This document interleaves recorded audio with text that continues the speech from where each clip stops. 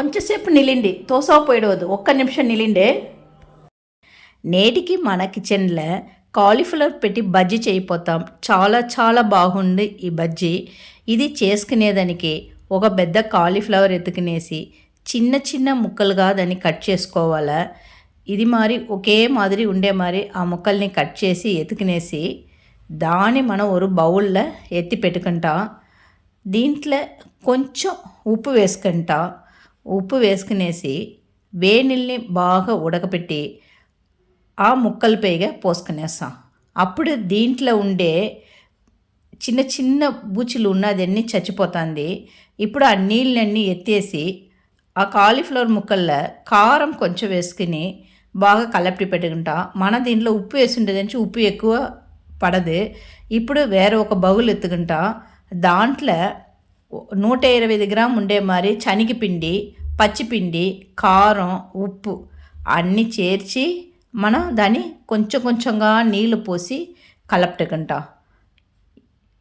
దీంట్లో మీరు వచ్చి వంట సోడా కావాలంటే వేసుకోవచ్చు, నేను వేసుకోవాలా. మరి కొత్తమల్లి ఆకుల్ని పొడిగా కట్ చేసి దీంట్లో వేసుకుని బాగా కలపట్టుకుంటాం. ఇది నా మనమరాలు కలపటాలని చెప్పి అది కలపటింది.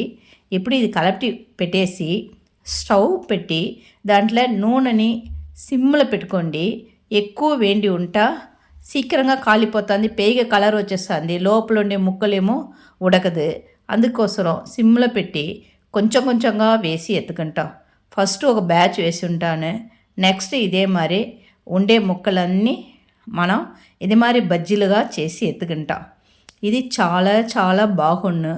మీరు ఎంత ఇంట్లో చేసి పెట్టి ఉంటానో అన్నీ అయిపోతుంది.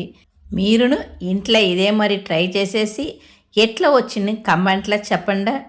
ఇది మరి సింపుల్గా బజ్జీ చేసి ఈవినింగ్ స్నాక్స్గా బిడ్డలకి పెద్దవాళ్ళకి అందరికి ఇచ్చినారంట.